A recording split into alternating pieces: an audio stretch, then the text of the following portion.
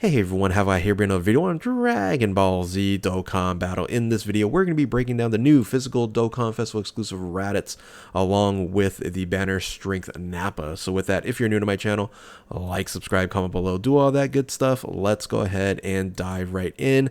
So in the wee early mornings, about 2 o'clock in the morning, I believe, like 2:30 or something like that, the official JP Twitter page ended up dropping these previews for the Dokkan Festival exclusive Raditz and then the strength Nappa. I haven't got around until now to break these two units down, so probably pretty late to this, but I figured I'd just do it my version of the breakdown here. Now this will be the third consecutive extreme Dokkan Festival exclusive 200% leader unit that I don't know why they're doing this, but hey, I'm for making extreme units a lot more useful, but very interesting choice in what they did with Raditz here. So along with the Captain Ginyu and Majin Vegeta, I think Raditz is probably the worst one out of the three, but we'll see as more testing and what this actually unit can actually do. So let's go ahead and talk about that first and foremost. So this unit here is finally introducing the Saiyan Saga category. So this is the leader skill 200% leader for Saiyan Saga and Pure Saiyans. So I'm surprised that they ended up providing another 170% Pure Saiyans leader here, but this is an extreme unit, so I think that's going to be useful. So Saiyan Saga and Pure Saiyans here, category key +3, 170% across the board, plus an additional 30% to Space Traveling Warriors. So this was a surprise to me as well, because the 30% to Space Traveling Warriors really limits who you're able to run to get the additional 30%, which is basically 60% if you're running with the friend here. Not a fan of it, right? I'd rather have seen like Saiyan Saga, Space Traveling Warriors, and then Pure Saiyans, because you would have more combinations you can run besides the Space Traveling Warriors category as the boost here. This is the second time they're kind of doing this for Space Traveling Warriors, because Ginyu Force in a sense has the same scenario here. Not too sure why they ended up choosing it that way. So they could have did a few different combos. I wanted to have Saiyan Saga, low class warriors, and then Pure Saiyans, but anyway, that's what the leader skill is going to be. The super attack is greatly raises attack and defense for 1 turn and causes supreme damage to the enemy. I think this is a horrific choice. Oh, by the way, this is supreme damage to all enemies, so this is a AoE unit here, but I think this is a choice where I'm not sure where they were coming from. They might adjust this before they release, because I would say there's, in a sense, of uproar. I don't really know when's the last Dokkan Festival exclusive unit that has an supreme super attack multiplier versus immense damage. It's quite a difference. So anyway, like I said, it's been a while where I don't think it's ever happened for a Dokkan Festival exclusive to not have immense damage of a TUR. So anyway, I think it's an awful choice.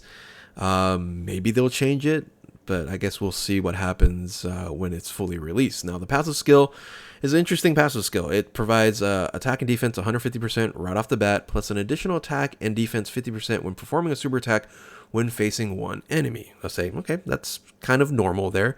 But then when your enemy's HP is 50% or below, you're able to get an additional attack 100% when performing a super attack and a high chance of performing a crit. So you're kind of, it's like a finishing move if your enemy is under 50%. So you're going to do quite a bit of damage with that additional 100% to attack boost there. I think 50% might be, I don't know, they could have did it like at 78% or 77% or something like that, but I get it. I get what they're trying to do with the final blow here. And on top of that, you're going to get an additional 150% defense when facing 2 or more enemies and perform a critical hit within the same turn receiving an after receiving an attack, and then key +2 when delivering a final blow. I don't really think that's really beneficial really at all anyway. This unit should not have any key issues. Well, that's what I'm saying now, but that's the passive skill. It's very kind of interesting. You're going to have that facing one enemy, facing 2 enemies, but nothing special, nothing like super exciting. It's just, you know, increase of attack and defense, or defense 150%. Now, the active skill greatly raises attack temporarily, causes a ultimate damage, and stuns the attacked enemy for 1 turn. Now, since this is going to be a AoE, I'm guessing it's going to stun everybody, right? So can be activated receiving 3 or more attacks during the battle when there is 1 enemy. So so let me take that back. So when you're killing everybody, once you're down to 1 enemy, that attack enemy is going to get stunned using this active skill here. So I think this is going to be very useful for Super Battle Road, right? This is pretty much designed for Super Battle Road. Of course, World Tournament, we really don't care about World Tournament anymore, but you can definitely use this unit at World Tournament as well. The link skills, this was kind of cookie cutter with all the Raditz that are available. Same lineage, same warrior race, coward, brutal beatdown, nightmare, prepare for battle, and fierce battle. And then the categories, this right here is what makes Raditz not as valuable as the other units, like Captain Ginyu, or you know, Captain Ginyu has a few categories, but or Majin Vegeta, which has a lot more. It only has 6 categories, with low class warrior, pure Saiyans, Goku's family, terrifying conqueror, space traveling warriors, and Saiyan Saga. You know, again, we're over 80 categories, and using only 6 of the categories on as a leader here, very, very limited. So that's the Raditz here. I think it's very, I won't say polarizing. I think most people think that this is an awful unit, or it's like okay, it's like eh. But I think the plus side is now you're able to run a Saiyan Saga team.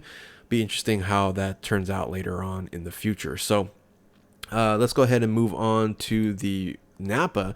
The Nappa is actually more interesting than the Dokkan Festival exclusive Raditz. So the leader skill, it's only 130% for pure Saiyans and Saiyan Saga, so I don't really care about that.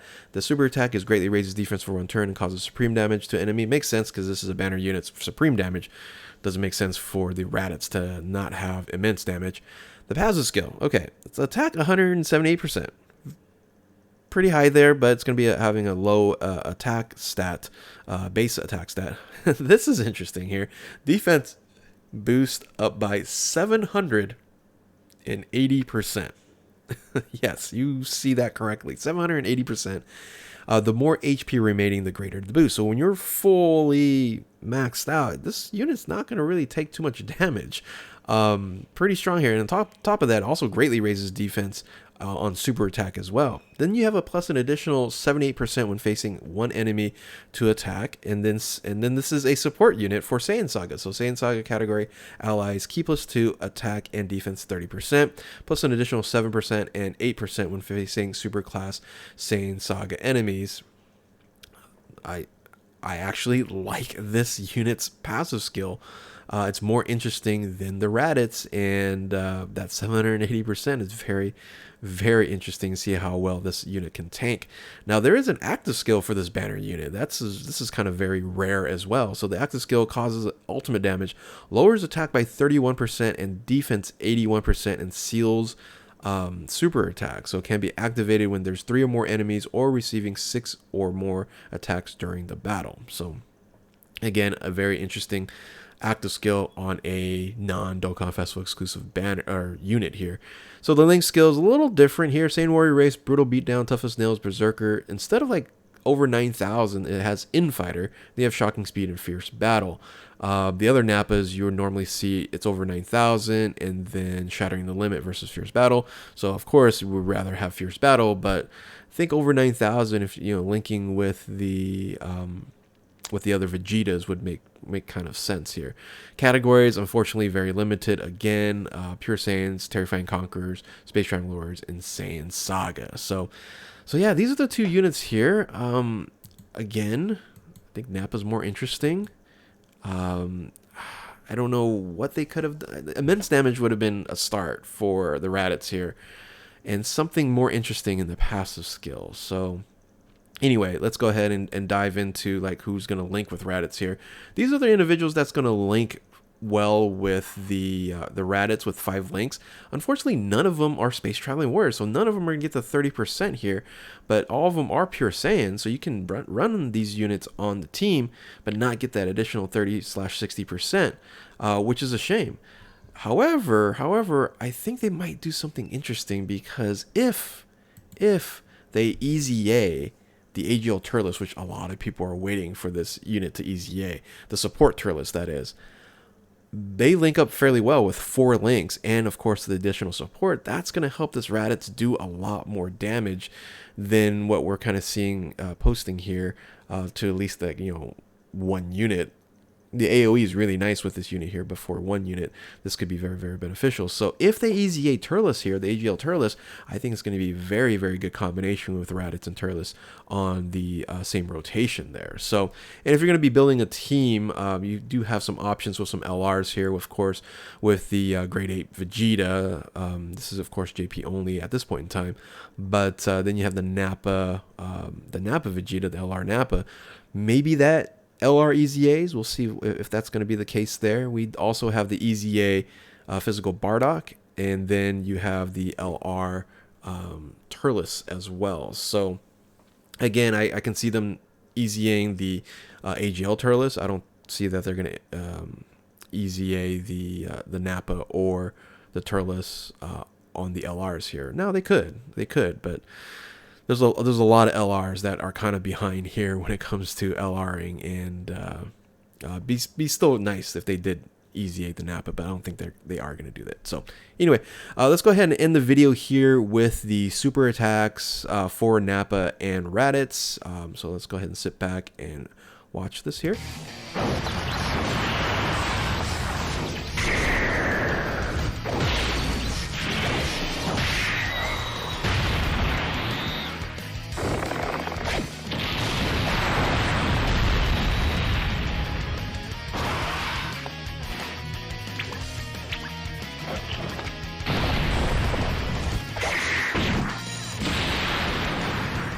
There's a Cyberman active skill.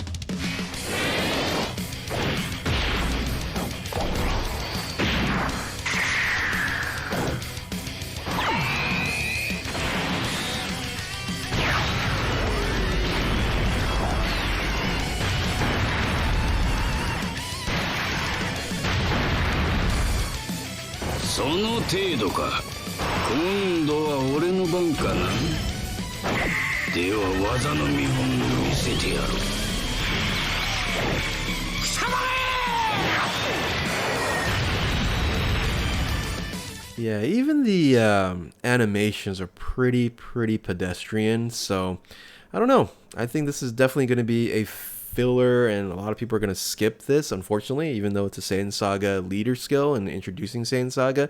We'll see what happens in the part 2 of the celebration. I'm pretty sure there is going to be something in part 2. I mentioned kind of what I'm thinking is going to happen with the EZA free-to-play Piccolo, and then possibly like a LR Piccolo, like the one-arm special beam cannon Piccolo. That's what I'm guessing there. So anyway, tell me what you guys think in the comment section below about the new physical Raditz here.